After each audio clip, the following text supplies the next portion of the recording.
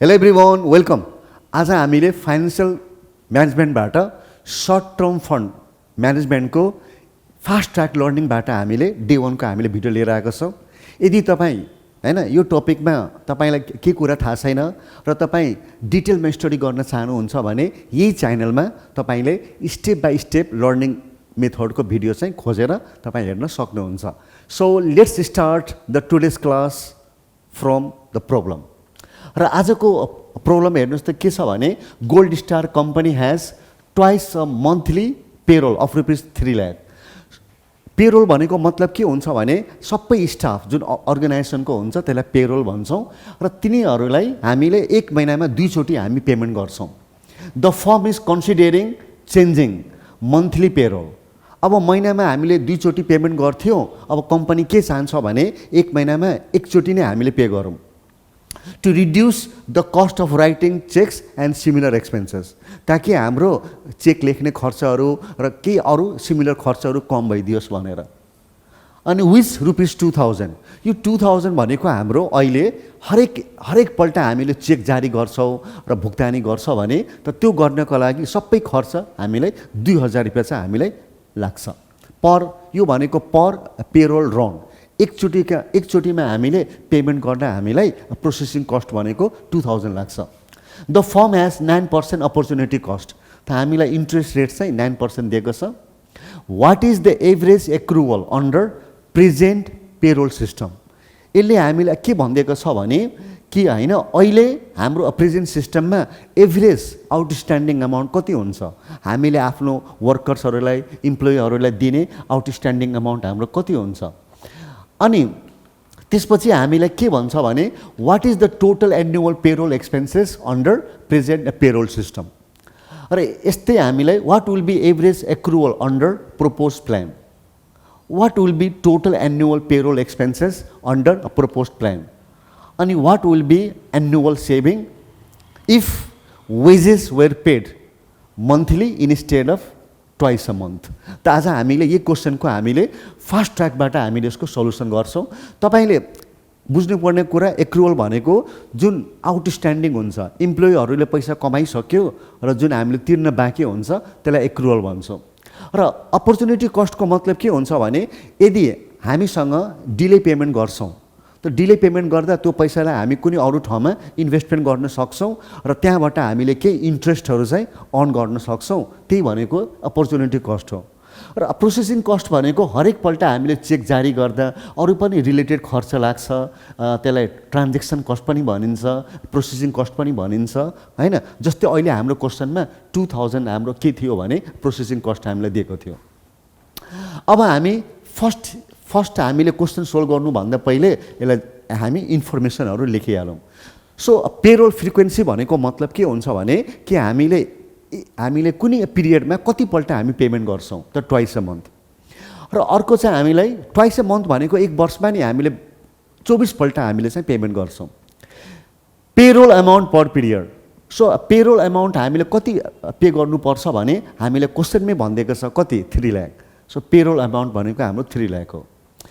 अनि यसपछि हामीले यसको बारेमा हेर्छौँ। हाम्रो पेरोल फ्रिक्वेन्सी नि प्रपोज सिस्टममा मन्थली भनिदिएको हुनाले हाम्रो वन्स अ मन्थ हुन्छ। त मन्थली भनेको मतलब हामीले के बुझ्नुपर्छ भने कि एक महिनामा हामीले 12 पल्ट चाहिँ हामीले पेमेन्ट गर्नुपर्छ।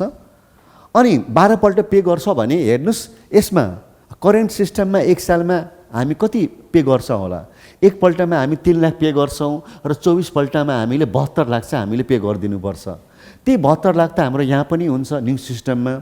अनि 72 लाखलाई हामीले 12 टाइम्समा हामीले पे गरिसक्नु छ भने त्यसलाई डिभाइड गर्दा एक खेपमा हामीले कति पे गर्नुपर्छ भने 6 लाख हामीले पे गर्नुपर्छ। पेरोल एक्सपेन्सेस भनेर हामीले 2000 दिएको हुनाले त दुवै सिस्टममा हामीले 2000 चाहिँ लेखिदिनु पर्यो। अनि अपर्च्युनिटी कस्ट भनेको के भनौँ, यो हामीलाई 9% चाहिँ हामीलाई दिएको रहेछ भने दुवै केसको लागि चाहिँ हामीले 9% चाहिँ लेखिदिनु पर्यो। अब हाम्रो फर्स्ट हाम्रो रिक्वायरमेन्ट हेर्नुहोस् त हाम्रो के थियो। फर्स्ट रिक्वायरमेन्ट भनेको मतलब होइन एभरेज एक्रुवल हाम्रो कति हुन्छ त एभरेज एक्रुवल निकाल्न धेरै सजिलो छ। हामीले के गरिदिनु पर्छ भने एभरेज एक्रुवल निकाल्नको लागि payroll amount per period divide by 2, average भनेको डिभाइड बाइ 2 गरिदिनु पर्यो। त हामीले प्रेजेन्ट सिस्टममा 3 लाख हाम्रो एक्रुअल छ भने त 3 लाख डिभाइड बाई 2 गरिदिँदा हाम्रो 1.5 लाख रुपियाँ हुन्छ। अनि यो 1.5 लाखको मतलब के हो? दिस इज आवर एभरेज हैन एक्रुअल, त्यति भनिदिनु पर्यो। यो भनेको हाम्रो एभरेज एक्रुअल हो। अब हाम्रो नेक्स्ट रिक्वायरमेन्टतिर जानु छ भने हेर्नुहोस्, नेक्स्ट रिक्वायरमेन्टलाई हामीलाई के भन्छ भने what is the annual payroll expenses under present payroll system. यसको मतलब हामीले अहिले हाम्रो प्रेजेन्ट सिस्टममा पेरोल एक्सपेन्सेस हाम्रो कति हुन्छ एक वर्षमा? त एक वर्षको हामीले पेरोल एक्सपेन्सेस निकाल्न चाहनुहुन्छ भने एक खेपमा हाम्रो 2000 खर्च लाग्छ र सालमा हामीले 24 पल्ट पेमेन्ट गर्छ नि, महिनाको 2 पल्ट, एक महिनामा 2 पल्ट। त्यसै कारणले गर्दा हामीले एनुअल पेरोल एक्सपेन्सेस निकाल्न चाहनुहुन्छ भने त पहिला पेरोल एक्सपेन्सेस पर पिरियड हैन, अनि मल्टिप्लाइड बाई 24। किन 24 भन्दा हामीले करेन्ट सिस्टममा त 24 टाइम्स हामी पे गरिदिन्छौँ, पनि यहाँ चाहिँ हामीले के लेखिदिनु पर्छ भने 2000 मल्टिप्लाइड बाई 24, अनि जम्मै गर्दा हाम्रो कति आउँछ भने 48,000। सो अहिले हाम्रो प्रेजेन्ट सिस्टममा टोटल पेरोल एक्सपेन्सेस हाम्रो कति हुँदो रहेछ भने 48,000। अनि त्यसपछि हाम्रो रिक्वायरमेन्ट नम्बर सीमा के छ हेरौँ। रिक्वायरमेन्ट नम्बर सीमा हामीले क्वेसनले के भन्छ भने हामी हेर्न सक्छौँ, what will be average accrual under proposed plan. Proposed प्लानमा हाम्रो एभरेज आउटस्ट्यान्डिङ पेएबल हाम्रो कति हुनुपर्छ? त यसको लागि एभरेज भन्ने बित्तिकै डिभाइड बाई 2 सम्झिने होला। तब डिभाइड बाई 2 सम्झिने हो भने त पहिला हामीले न्यू सिस्टममा प्रोपोज सिस्टममा हामीले पहिला 3-3 लाख दुईचोटि पे गर्थ्यौँ, अब एकैपल्ट हामीले महिनाको एन्डमा 6 लाख पे गर्नु छ भने 6 लाख डिभाइड बाई 2 गरिदिनु पर्छ र यही भनेको हाम्रो एभरेज एक्रुअल। यो this is nothing, this is our average accrual. यति हामीले एभरेजमा नि फन्ड हामीले छुट्याइदिनुपर्छ, कम्पनीले यति फन्ड हामीले एभरेजमा छुट्याइदिनुपर्छ so that we can easily pay. जब हाम्रो टाइम आउँछ भने त हामीले इजिली पे गर्न सकौँ। र त्यसपछि रिक्वायरमेन्ट नम्बर डीमा यदि हामी हेर्छौँ भने रिक्वायरमेन्ट नम्बर डीमा हामीलाई के भनिदिन्छ भने what will be total annual payroll expenses under proposed plan. Proposed प्लानमा हाम्रो टोटल पेरोल एक्सपेन्सेस कति होला? एक्रुअल पेमेन्ट होइन, पेरोल एक्सपेन्सेस। त्यसको लागि हामीले के गरिदिनुपर्छ भने त एक खेपमा हाम्रो पेरोल एक्सपेन्सेस 2000 हुन्छ र मन्थली सिस्टममा त एक महिनामा एकपल्ट तिरिन्छ भने त 12 महिना मात्र हुन्छ एक सालमा। त हामीले के गरिदिनुपर्छ भने 2000 मल्टिप्लाइड बाई 12 र जम्मा 24,000 भयो। र यही भनेको हाम्रो के निस्क्यो भने payroll expenses under propose system. अब दस द टोटल हैन annual payroll expenses other than हैन payroll payment under propose system is 24,000। त यसमा हाम्रो स्लो पेमेन्ट भयो क्या हैन, दुईपल्ट पे गर्नुभन्दा राम्रो महिनामा एकैपल्ट पे गर्नु हो। त्यसै किनभने हाम्रो पेमेन्ट चाहिँ ब्लक हुन्छ क्या हो, र त्यसलाई हामी अरू ठाउँमा चाहिँ इन्भेस्टमेन्ट गर्न सक्छौँ। यी नम्बरमा हामीलाई के भन्छ भने हेर्नुहोस्, यी नम्बरमा भन्दै रहेछ what will be total annual saving if wages were paid monthly instead of twice a month. यदि हामीले महिनामा दुईपल्ट भुक्तानी नगरेर यदि हामी एकै महिनामा एन्डमै हामी एकैपल्ट भुक्तानी गर्ने हो भने त हाम्रो एनुअल सेभिङ कति होला? त एनुअल सेभिङमा दुईवटा सेभिङ हुन्छ। एउटा स्लो पेमेन्ट गरेको हुनाले त्यो पैसा हामीसँग हामी त्यसलाई युटिलाइज गर्न सक्छौँ, त्यो पैसाबाट हामी केही इन्ट्रेस्ट सेभिङ गर्न सक्छौँ हैन, किनभने हाम्रो एक्रुअल बढ्यो। लायबिलिटी बढ्नुको मतलब के हो? Liability increase means fund increase, र त्यो फन्डलाई हामीले अरू ठाउँमा चाहिँ इन्भेस्टमेन्ट गर्न सक्छौँ। र अर्को हामीलाई पेरोल एक्सपेन्सेस पनि घट्यो क्या। हामी हरेकपल्ट 2000 पे गर्थ्यौँ, त्यसैले मन्थली सिस्टममा त 12 पल्ट मात्र हुन्छ। त increase in average accrual into के त plus decrease in payroll expenses हैन।